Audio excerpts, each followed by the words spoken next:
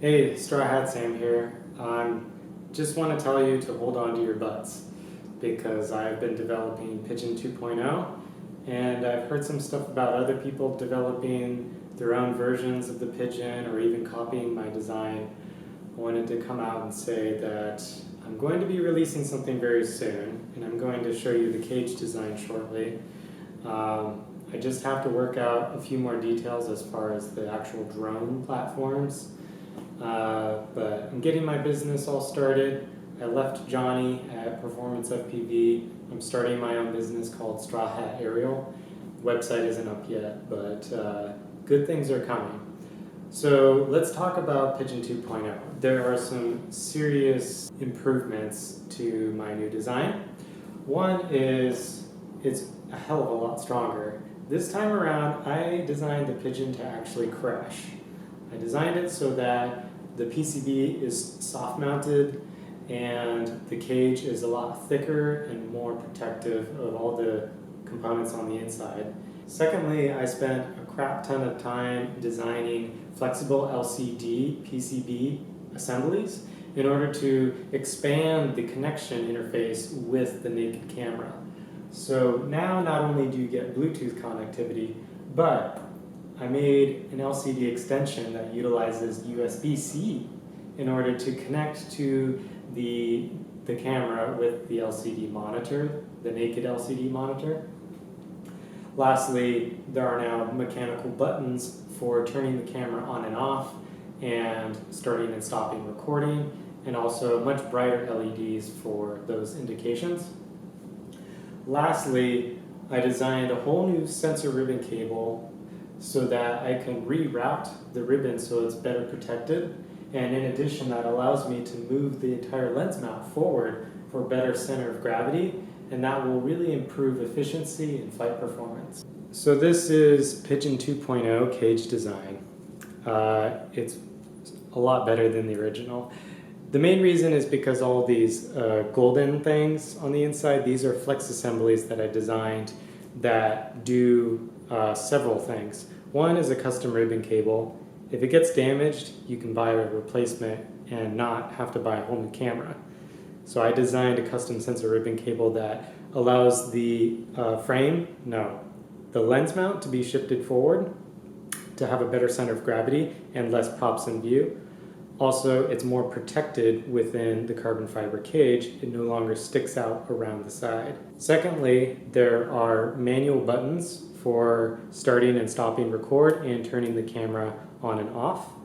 In addition, a nice easy JST port for powering the camera. And then on the bottom, an integrated CPU fan to keep the main processor cool if you're using the camera on the bench. And then lastly, the most important thing, in the back end, we have this magical thing. You know what that is? This connects to this baby. So now you don't have to rely on Bluetooth anymore. You can use the LCD monitor to adjust your camera settings on the Pigeon. So now you have redundancy as far as accessing all the camera settings. You no longer have to rely on Bluetooth. And making this LCD extension was just as difficult and challenging as it was designing the entire Pigeon drone. Oh yeah, also there's a little protective card door in order to keep your SD or CFAT card from flying out in a crash. And it also protects it from debris like mud and things like that. Got a little Umu grip here too. So this thing is a solid little tank. My goal with this design was to make it more robust than a Komodo even.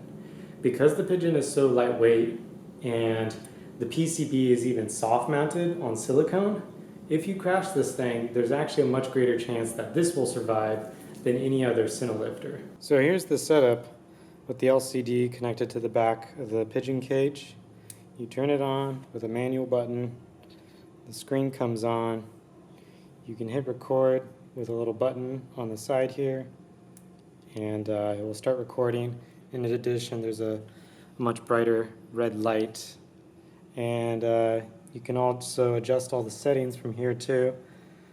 switch between ProRes and BRAW and all that good stuff without having to rely on the Bluetooth. The drone platforms I'm hoping to offer are the Pigeon, the Puffin, and the Seagull.